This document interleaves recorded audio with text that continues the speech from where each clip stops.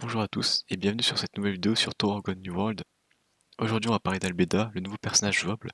Il va s'agir d'un showcase, donc je vais donner mon avis sur le personnage, son utilité, sa value, voir s'il est vraiment intéressant d'aller le pool, proposer son set des sets d'artefacts avec des équivalents, etc. Mon but c'est que tout le monde y trouve son compte, que ce soit les free-to-play comme les joueurs vétérans. Donc pour commencer, point positif, Albedo est un personnage hyper polyvalent, on va pas se mentir. Le personnage s'insère dans quasiment partout dans toutes les teams. Si vous avez un trou dans une équipe, vous avez un manque de dégâts, un manque de défense, enfin de survivabilité, le personnage pourra s'insérer très très bien. De toute façon, c'est une remarque que j'ai déjà fait dans ma vidéo précédente.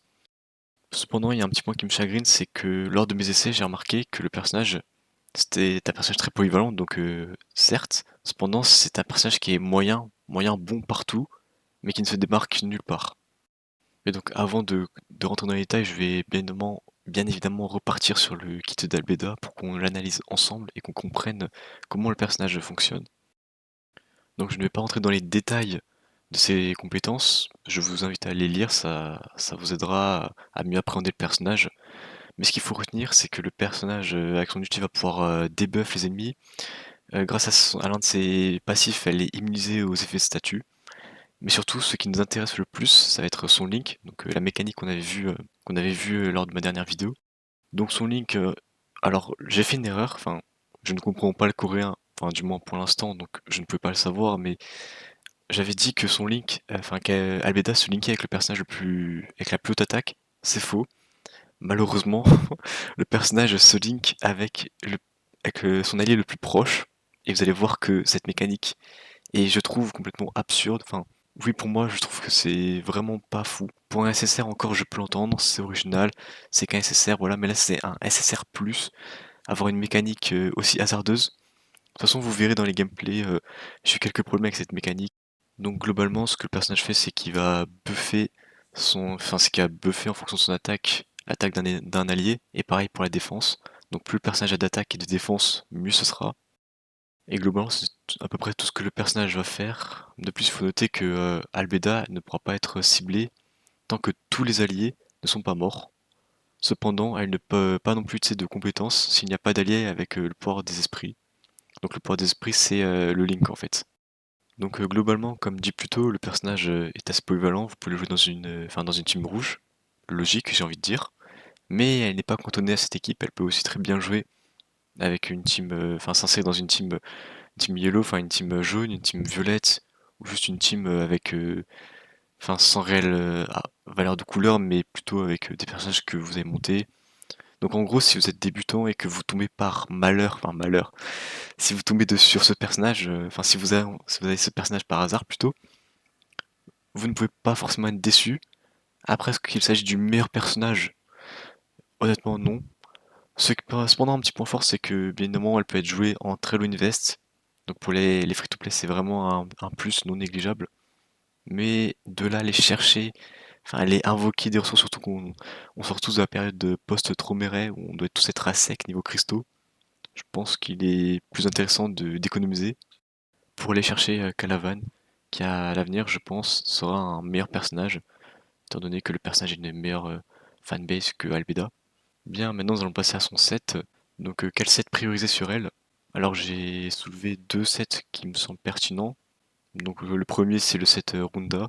C'est un support, il passe sur tous les supports, franchement, vous ne voulez pas vous prendre la tête, vous pouvez le mettre. Ensuite, j'ai vu des gens jouer Albeda avec le set Day, EI, je ne sais pas la prononciation. Mais globalement c'est le set qui augmente la vitesse d'attaque. Parce que si on regarde bien, son 4 pièces va augmenter l'attaque de 50%. Et Albeda, plus aura d'attaque, donc plus va donner d'attaque. C'est pourquoi ce set peut être tout à fait pertinent pour le personnage. En ce qui me concerne, ma Albeda, je ne suis pas allé invoquer le personnage, j'ai fait la période d'essai que le jeu nous offre. Donc je suis allé calquer ma Albeda sur mon Hanjinsung. L'avantage de mon Hanjinsung, c'est qu'il est quasiment max en termes de constellation, enfin de termes de doublon si vous préférez, et qu'il a son arme plus 40. Donc ça fait que ma Albeda était quasiment max arme, enfin son arme était max, et qu'en termes de constellation elle était à son max, donc elle avait ses meilleures statistiques, enfin son kit avait les statistiques maximum applicables. Donc j'ai joué Albeda dans plusieurs modes, que ce soit dans le mode histoire, dans le mode avec le nouveau boss et j'ai fait même l'épreuve de l'administrateur. Aujourd'hui, vu qu'à l'heure où je parle, c'est mercredi et donc c'est la journée du rouge. Donc enfin, j'ai attendu pour les faire, pour pouvoir tester la bêta dans ce mode, même si honnêtement, ce mode, voilà quoi, c'est plus des ressources gratuites, j'ai envie de dire. Donc ce que j'ai noté, c'est que bon, dans les l'épreuve de l'administrateur avec que les personnages rouges, elle s'insère assez bien, mais bon, le mode en lui-même n'est pas très compliqué. Pareil pour le combat de boss, de toute façon, on est obligé de jouer avec elle dans ce mode. Pareil, elle arrivait à s'incruster, je faisais des petits teams autour d'elle, ça pouvait passer. En revanche, dans le mode histoire, j'étais un petit peu gêné. Enfin, j'ai eu quelques, oui, on peut appeler ça une gêne, j'ai envie de dire. Tout d'abord, j'ai essayé plusieurs teams rouges autour d'elle, ou vraiment, enfin, autour d'elle. Je voulais plutôt dire, je me suis forcé à l'employer dans mes équipes. Et au final, je me suis retrouvé un peu bloqué, enfin bloqué. C'est que j'ai fait un étage plusieurs fois en boucle en faisant plusieurs teams rouges. Bon, les ennemis en face avaient l'avantage de l'élément, mais mes personnages étaient quand même meilleurs. Et là, j'avais deux SSR plus très bien montés, donc moi, Jinsung et Albeda justement. Les deux personnages étaient très bien entourés en ce qui concerne un tank, enfin un double tank avec un soutien. Donc j'ai testé avec Jinsung, j'ai testé avec Violette, et pas moyen que ça passe. Enfin, Albeda n'apportait juste rien à l'équipe. Je perdais juste un slot de mon équipe en jouant Albeda. Et donc je me suis tourné vers une team un petit peu plus compétente, on va dire, une team vraiment remplie de personnages qui sont là pour abattre. Donc voilà, là je vais mettre le gameplay en fond, et pour voir déjà que l'idée de l'équipe rouge a complètement disparu, hein. Bon, j'ai tout de suite compris que une team rouge contre une team bleue, c'était pas très intelligent. Donc c'est pourquoi je suis parti sur une team un petit peu plus méta, j'ai envie de dire. Donc j'ai commencé avec Tromere en tant que hyper carry de mon équipe, que j'ai mis à sa droite, enfin à sa droite j'ai mis donc Albeda. Je reviendrai un peu plus tard, enfin juste après pour pourquoi je l'ai mis là. Au milieu j'ai mis Machini, parce que Machini elle a une survivabilité exceptionnelle. Concrètement c'est le tank de mon équipe. Derrière, à côté de Tromere, j'ai mis Yeon Iwa donc en adulte pour avoir des soins. Et comme vous pouvez le voir, elle a bien soigné. Et enfin tout à gauche j'ai mis Jahad, qui est l'un des personnages les plus flexibles du jeu. Donc il fait des dégâts, il encaisse, et en plus il draine la vie. Franchement, ce personnage, c'est juste une masterclass. Et comme ça me fait trois personnages verts. Donc pour la résonance, c'est meilleur. Et en plus, les personnages verts étaient avantagés sur cet étage. Donc maintenant, avant de lancer le combat, je vais expliquer mon positionnement. Enfin bon, Machinier en tank devant, c'est compréhensible. Zara sur le côté, parce qu'il fait un peu tout. Il va tanker, il va faire des dégâts, etc. Ioniwa qui sera derrière pour faire ses soins tranquilles, personne ne l'emmerde. À côté, Tromeret, pareil, derrière, il va faire ses dégâts de loin. Et Albeda enfin tout à droite. Pourquoi je l'ai mis là en fait? Parce que mon but c'était qu'elle link avec Tromere pour justement qu'il fasse plus de dégâts. C'était l'idée parce que en fait avant j'inversais les places de Tromere, enfin je mettais pas Tromere, je mettais Jinsung ou Violette et j'inversais Albeda avec enfin je les inversais en place quoi. Donc mon Jinsung se trouvait tout à droite et Albeda se trouvait derrière elle. Sauf qu'au final Albeda souvent elle se mettait à link le healer, à link le tank, enfin c'était un petit peu bordélique. Du coup, je me suis dit, je vais mettre tout à droite, comme ça je suis sûr qu'elle va link avec mon Troméré. Maintenant, je vous laisse apprécier le combat. Et donc, quand on lance le combat, on peut s'apercevoir que Albeda va link tout simplement Machini. Voilà, donc pourtant, au moment du spawn, les deux, enfin, Machini et Troméré étaient à peu près au même niveau. Le jeu a décidé que j'allais me faire foutre et que elle allait s'occuper de Machini. Et du coup, Troméré, il allait rester dans son coin et il allait pas m'emmerder. Soit, j'ai envie de dire, mais là, ça fait que maintenant, c'est Troméré qui est le plus proche. Sauf que pour qu'elle puisse le boost, il faut que Machini meure. Si elle veut booster Troméré. Parce que du coup, Machini, maintenant qu'elle a un boost défense, déjà que niveau survivabilité, c'est exceptionnel. Croyez-moi que Troméré, il va pas toucher au link de la partie, hein.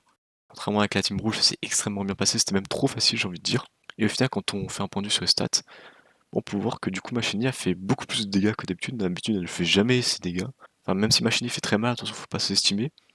Elle n'a jamais, enfin, je la vois que très rarement faire ces dégâts. Mais du coup, à la place, Tromera fait beaucoup moins de dégâts qu'espéré. Donc certains peuvent se dire oui, l'avantage c'est que du coup les dégâts ont été mieux répartis, mais voilà, c'était pas Machini, mais que c'était un autre personnage qui avait moins de survivabilité. Est-ce que ça aurait été si intéressant? Enfin, ça laisse à poser plein de questions. C'est surtout le problème que je souligne moi, c'est le fait que qu'on n'arrive même pas à contrôler son link. C'est-à-dire que moi j'ai vraiment tout fait pour qu'elle fasse Tromere, mais du coup au final ça n'a pas marché. Du coup ça veut dire qu'il faut que je remplace Tromere, Machini. Sauf que mettre Tromere en première ligne, moi ça me fait un petit, enfin ça m'embête un petit peu. Donc voilà, c'est juste un personnage, enfin c'est un personnage qui n'est pas agréable à jouer tout simplement. Personnellement moi quand je joue cette équipe, bon moi j'ai les personnages. ils sont à l'avancement, bon, Montromeret, voilà, petit singe, pareil pour Iwa, enfin, Iwa fonctionne très bien avec une seule conciliation, même sans, pareil pour Tromeret, même si on les préférait un petit peu plus, avec un peu plus de conciliation, moi ça me dérangerait pas. Mais je comprends qu'un free-to-play qui voit cette équipe, juste, bah, il puisse pas, quoi. Il y a aucun SSR dans l'équipe, que du SSR+, et Tromeret qui est encore plus rare que le SSR+, enfin, s'il faut de tels personnages pour que Albeda fonctionne, franchement, c'est pourquoi aller la chercher en fait? Pourquoi aller la chercher? Ensuite, d'un point de vue statistique, bon, c'est vrai que je trouve que c'est un petit peu débile de juste se contenter de regarder les stats d'un combat parce que ça reflète pas vraiment la physionomie parce que Albeda elle va surtout booster ses ennemis, enfin ses alliés plutôt, pas ses ennemis heureusement. Et elle va pareil, elle va au contraire débuff ses ennemis. Mais du coup, statistiquement, c'est un personnage qui fait un peu pitié, on va pas se mentir. Bon, à part de temps en temps, elle soigne pas mal. De temps en temps, ça lui arrive d'encaisser, mais comme je l'avais dit, de toute façon, niveau dégâts, fallait vraiment pas compter là-dessus sur ses auto-attaques. Niveau encaissement, elle encaisse, mais au final, c'est pas non plus le temps, quoi. Elle va prendre deux trois patates à la place du DPS. Et niveau soin, bah, c'est pas un healer, quoi. Il y a aussi un dernier point, du coup, sur le Link, encore une fois, vu que c'est quand même sa mécanique principale. Lorsque j'ai joué donc avec la Team Rouge, l'un de mes problèmes aussi avec son Link, c'est que Rak éveillé, ayant un sprite plus gros que les autres, ça fait que il est souvent du coup plus proche de quelques millimètres, même sinon on ne voit pas, il est quand même un peu plus proche de Albeda que les autres. Du coup, lorsque les personnages spawnent, donc Albeda quand elle a spawné, d'un côté elle avait Rak, de l'autre côté elle avait Jinsung. Rak ayant un sprite plus gros, du coup elle va aller Link Rak. Et au final, je remarque que mon Rak tank pas tant que ça, comparé à la mère d'Anak. Mais il y a des parties où la mère d'Anak a tanké plus que Rak, sauf qu'en plus elle a soigné. Bon, Rak lui refait quelques dégâts, mais le boost dégâts c'est pas si fou que ça en fait, étant donné que c'est pas un personnage qui fait des dégâts. Ça, c'est le dernier point que je voulais aborder, c'est que ce personnage, comme j'ai dit plus tôt, il va faire en sorte qu'un DPS va faire plus de dégâts, mais il va pas vraiment augmenter sa survivabilité. Et à l'inverse, lorsqu'elle va link un tank, le tank aura plus de survivabilité, mais il aura pas tant plus de dégâts que ça. Et en fait, c'est vraiment, comme je l'ai dit au début, c'est un personnage moyen bon partout.